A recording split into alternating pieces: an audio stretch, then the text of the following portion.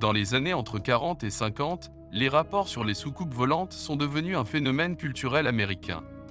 Les observations d'objets étranges dans le ciel sont devenues la matière première d'Hollywood pour présenter des visions de menaces potentielles. Connectés aux idées en cours sur la vie sur la Lune, les canaux sur Mars et les idées sur les civilisations martiennes, les soucoupes volantes ont commencé à représenter les espoirs et les peurs du monde moderne.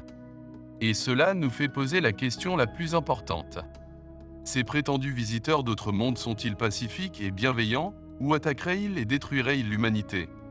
Si des ovnis visitaient notre monde, où étaient ces extraterrestres? Pourraient-ils être cachés parmi nous? Dans notre vidéo précédente, nous avions montré comment les scientifiques sont déconcertés par d'étranges trous dans l'océan, suggérant une technologie extraterrestre. Pourraient-ils se cacher dans nos eaux? Le lien vers la vidéo est dans la description pour vous de regarder. Les scientifiques et les astronomes expriment divers degrés d'enthousiasme pour la possibilité d'une vie intelligente dans l'univers.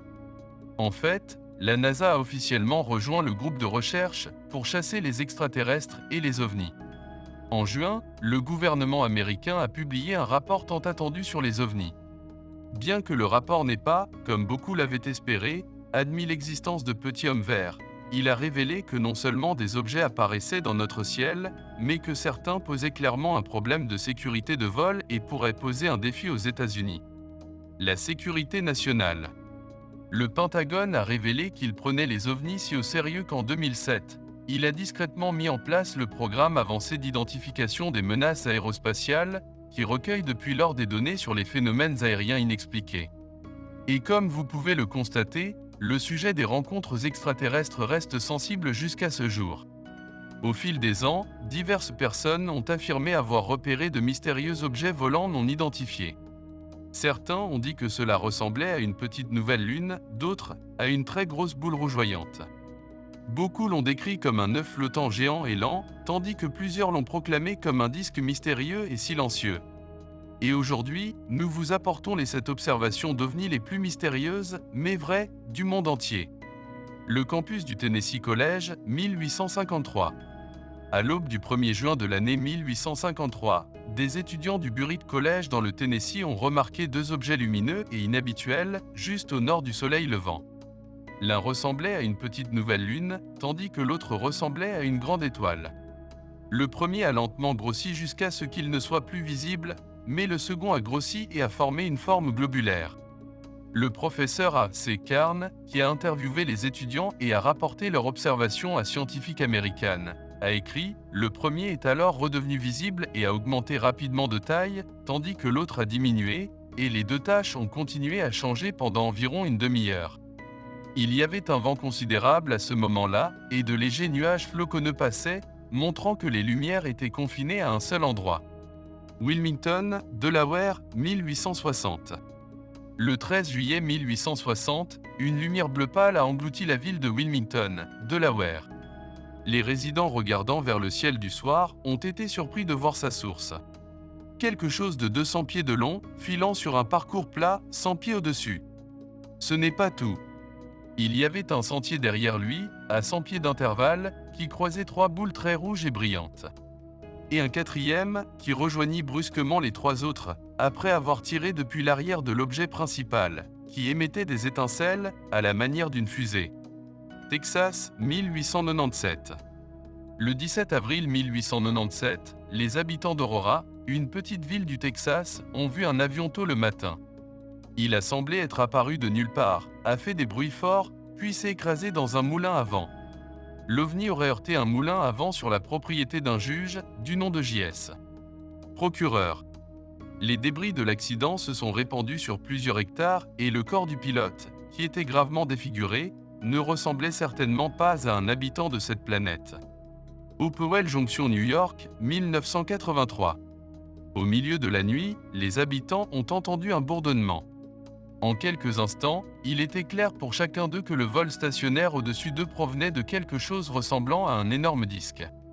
Ils ont rapporté qu'il avait une largeur, comprenant environ 16 maisons, et qu'il couvrait littéralement Jefferson Park.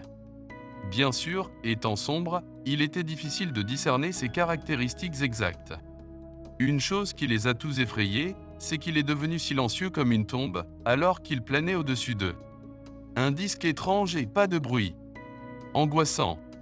Après quelques minutes, l'engin a recommencé à bourdonner, à tourner, et juste comme ça, est parti à une vitesse incroyable.